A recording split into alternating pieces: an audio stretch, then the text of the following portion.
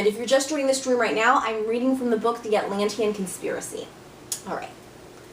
So here's a quote from Jim Marrs. This act set off a firestorm of anti-German feeling throughout the United States, fanned by the Rockefeller-Morgan-dominated press, end quote. So Illuminati Morgan owned ammunition, was loaded on a ship with American passengers. Committee of 300 and 33rd degree Mason, Winston Churchill, ordered off the ship's military escort, knowing German U-boats were standing by. Then the Rockefeller-Morgan-dominated U.S. press helped stir anti-German sentiment until the people were sufficiently propagated to enter the war. President Woodrow Wilson, like Winston Churchill, the Morgans and Rockefellers knew of the Lusitanians' pre-planned fate, and he knew the decision to sink it was out of his hands. Here's a quote from Colin Simpson. There can be no doubt that President Wilson was told of the character of the cargo destined for the Lusitania. He did nothing, but was to succeed on the day he was told of her sinking, that his foreknowledge had given him many sleepless hours, end quote. Here's a quote from Gary Allen. Woodrow Wilson was re-elected by a hair. He had hazed his campaign on the slogan, "He kept us out of war." Just 5 months later, we were in it. The same crowd which manipulated the passage of the income tax and the Federal Reserve System wanted America in the war. J.P. Morgan, John D. Rockefeller, Colonel House, Jacob Schiff, Paul Warburg, and the rest of the Jekyll Island conspirators were all deeply involved, end quote. Here's another quote from Social Justice magazine, 1939. World War I was a financial bonanza for the international bankers, but it was a catastrophe of such magnitude for the United States that few even today grasp its importance. The war reversed our traditional foreign policy of non-involvement, and we have been enmeshed almost constantly ever since in perpetual wars for perpetual peace. Winston Churchill once observed that all nations would have been better off had the U.S. minded its own business. Had we done so, he said, peace would have been made with Germany, and there would have been no collapse in Russia leading to communism, no breakdown of government in Italy followed by fascism, and Nazism never would have gained ascendancy in Germany, end quote. Okay, here's a subheading, Pearl Harbor and World War II.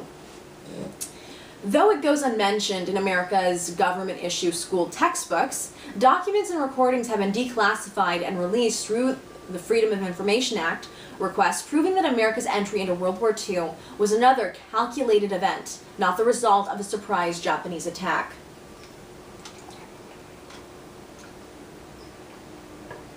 Here's a quote from Jim Marrs.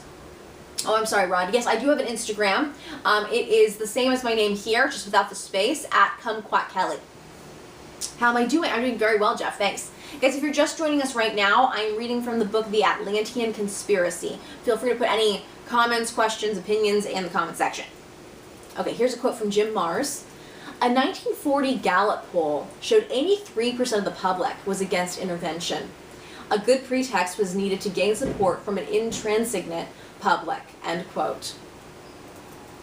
32nd President Franklin Delano Roosevelt was a 33rd degree Mason, Committee of 300 member, grandson of an opium smuggler, and nephew of Frederick Delano, an original Federal Reserve boardman.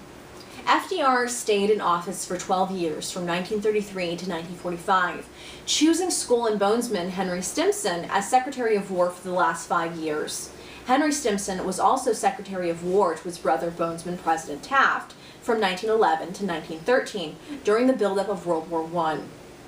With the aid of fellow Mason and C-300 member, Britain's Prime Minister Winston Churchill, these three secret society elites would help lead us into World War II. Here's a quote from David Icke. Roosevelt, an Illuminati bloodline wholly owned by the Council on Foreign Relations, set about provoking Japan into an attack with a number of measures, including the targeting of Japanese oil supplies.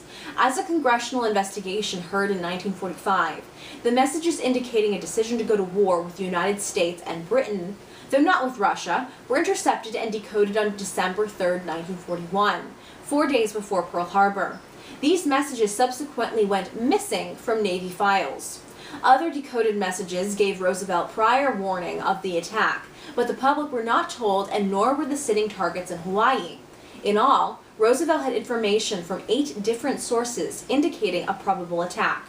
The historian Robert Stinnett revealed the results of 17 years of research into Pearl Harbor conspiracy in this book, Day of Deceit: The Truth About FDR and Pearl Harbor.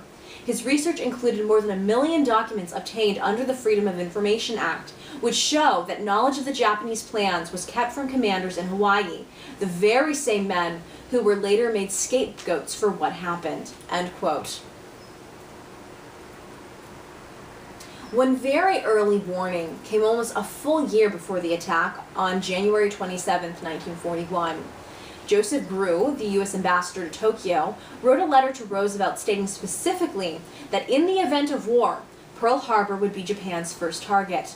Months later, on July 22, 1941, a report by Admiral Richmond Turner read, quote, "It is generally believed that shutting off the American supply of petroleum will lead promptly to the invasion of Netherland East Indies. It seems certain that she, Japan, would also include military action in the Philippine Islands, which would immediately involve us in a Pacific War." End quote. This is precisely what would happen. And I want to say one thing about this. Even if this wasn't true, even if the U.S. did not have a heads up about the attack of Pearl Harbor, if you are someone who's an American, who's like, I am so pro all of these American wars, especially World War II, I want to say one thing to you. Just be aware that Japan hit a military base. It hit a military base. How America chose to respond was attacking civilians in Japan. Okay? So I don't care. I don't care what the purpose of this war was. It's never morally okay to kill a civilian who has not done anything violent towards you. No, disgusting. I find that so disgusting. Okay, here's a quote from Alex Jones. "Months before the attack, they knew the Japanese were preparing for an all-out assault in the Pacific.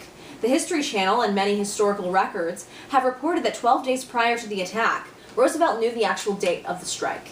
The government had in its possession Admiral Yamamoto's communique reading, quote, 'On the morning of December 7th, we will attack the Pacific Fleet at Pearl Harbor and deal a death blow,' end quote.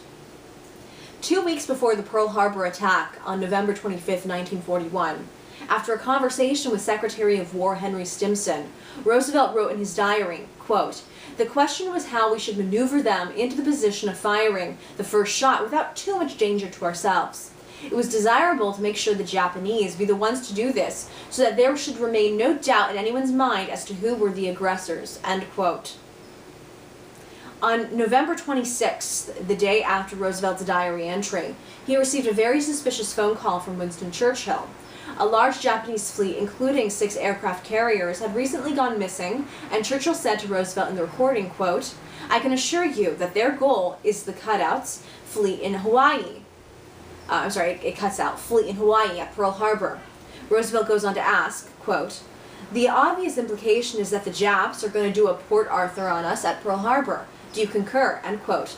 Churchill says he does indeed, and Roosevelt adds, quote, 'I will have to consider the entire problem. A Japanese attack on us, which would result in war between, and certainly you as well, would certainly fulfill 2 of the most important requirements of our policy,' end quote. Oh, hi, Diana Cruz Matos. Guys, if you're just joining the stream right now, I'm reading from the book The Atlantean Conspiracy. Exactly what requirements and what policy Roosevelt was referring to is unknown, but one thinks back to fellow 33rd degree Mason Albert Pike's 1871 letter to Mazzini about fomenting 3 world wars.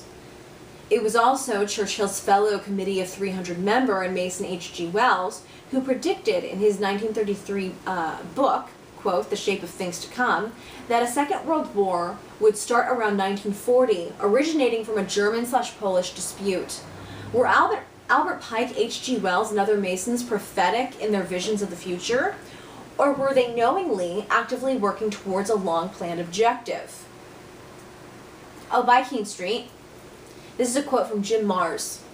As hard to believe as it may be for Americans brought up on wartime propaganda films and publications devoted merely to war technology and battles, World War II was largely the result of infighting between secret occult societies composed of wealthy businessmen that eventually led to international tensions that provoked open warfare.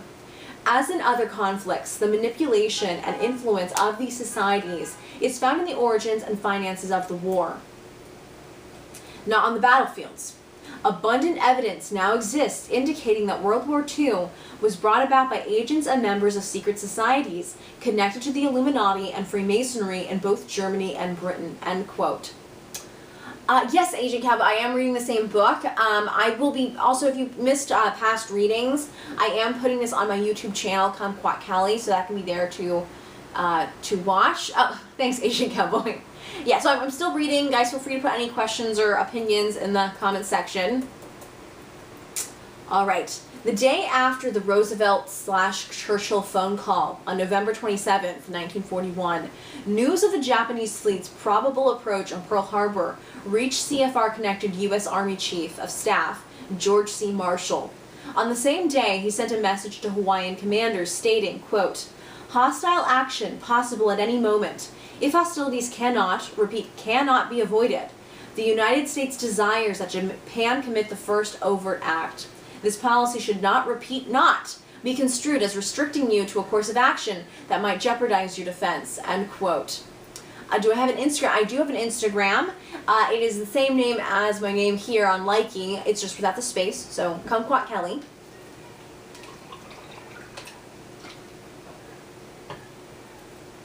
Okay, here's a quote from Alex Jones. The Honolulu Advertiser front page headline on November 30th, 1941 read, "Japan may strike over the weekend." Still, the military was told to go to the lowest level of readiness. The ships in the harbor were lined up in tight rows, and the aircraft on the airfields were put into circles, nose tip to nose tip, end quote. During the week before the attack, the U.S. intercepted a code purple message sent to the Japanese embassy in Washington, ordering them to destroy all classified documents and prepare to evacuate the country. On December 4th, Australian intelligence reported to Roosevelt that the missing Japanese fleet was indeed moving toward Pearl Harbor. That same day, Roosevelt specifically ordered the Pacific Fleet moved into a compact/exposed formation of snug rows. Pearl Harbor, Admiral James Richardson repeatedly objected to such a strategic suicide and was actually replaced for refusing to position the fleet as ordered. Not only was the Pearl Harbor fleet intentionally lined up nose tip to nose tip for Japan's carpet bombing convenience, but all the brand new U.S. ships and aircraft were moved away, leaving only the older ships to be sacrificed.